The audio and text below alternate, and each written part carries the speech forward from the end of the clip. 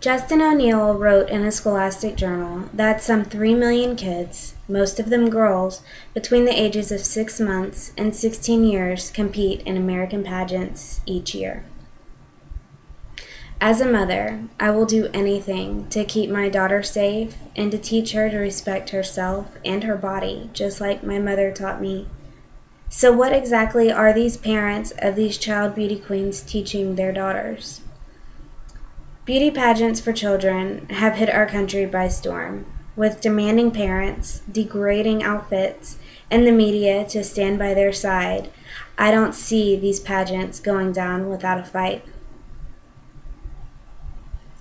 So how is it that this industry creates problems for the youth? I want to direct your attention to my PowerPoint presentation. With hairspray, spray-on tans, and flippers, which an article in People magazine defines as a pageant lingo for fake teeth that snap into place. In the first photo, you'll see Kalia, who is 5 years old, with her mother spraying hairspray into her hair while she is screaming and crying for her mom to stop because she doesn't like hairspray. In the second photo, you'll see her winning the competition, holding money, with her hairspray. In the next slide, you'll see a photo of Madison before her glitz. She looks like an innocent, young, 5-year-old child, like she should. In the next slide, you'll see 2 photos of her glitzed in her costumes. She is very revealing, showing her midriff, and her hair is bigger than big. This is way beyond her years, and this is completely unacceptable. In the next slide, you'll see a before photo of Mackenzie, who is 6. She has an attitude with her mother, and this is all being taught by these pageants. In the next photo, you see a picture of her after her glitz. She is smiling so big, and she's wearing flappers that are snapped into place to hide her teeth. An article in People magazine quotes licensed clinical social worker Michael Sichel, saying that the extreme grooming common at pageants is a form of child abuse. Playing dress-up is normal and healthy, but when it's demanded, it leaves the child not knowing what they want. Toddlers and Tiaras on TLC, described in an article written by Christian Shamus, says that it's almost like a train wreck. You know you shouldn't look, but you just can't take your eyes away.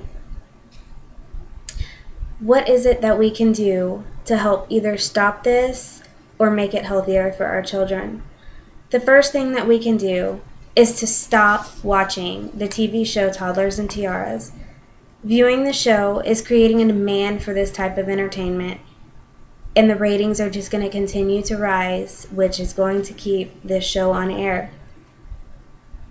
The second thing that we can do is we can support natural pageants. A natural pageant doesn't allow any fake nails, hair, tans, or teeth. It is all natural beauty, and this is a much healthier way to show our youth that it is okay and they are perfect just the way they are.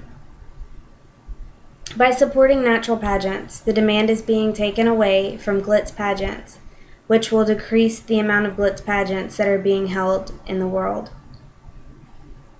And the last thing that we can do is use your judgment. Please, if you see a child that is wearing an outfit that would look risque on an adult, please say something or just don't do it. An article in Good Housekeeping magazine interviewed former detective Stacy Dittrich, who is now a true crime author and media analyst. She stated that on TV, they are not only giving out the names of these children, but they also tell you what towns these little girls live in. It would not be difficult whatsoever for an obsessive pedophile to track these children down. This is very scary. And by tuning out of this show, we can decrease the ratings, which will pull the show off the air. Please help keep our children safe from these pedophiles, because we know they're watching them. And the only thing that I can think of is back in 1997, whenever JonBenet Ramsey got murdered by a stalker because she was a glitz pageant winner. If glitz pageants continue at this rate, we will be allowing them to rob the youth of their childhood innocence. Kristen Shamus states in her article that the message these poor kids are getting is that they're only worthwhile if they're pretty, and that the only way to be pretty is to cake on makeup and wear false teeth and revealing clothes. When children lose and go home crying, they also leave with the message that they aren't pretty enough and therefore are no good at all. If we all work together and act to bring a stop to the world of glitz pageants, not only will we be promoting the safety of our children, we will also be effectively teaching them that they are perfect just the way they are. Colette Smart, a child psychotherapist, was interviewed for an article in The Australian. She states that body image is the #1 problem of young girls. So these children in pageants are absolutely being put in harm's way. And we can't just sit and watch a train wreck about to happen.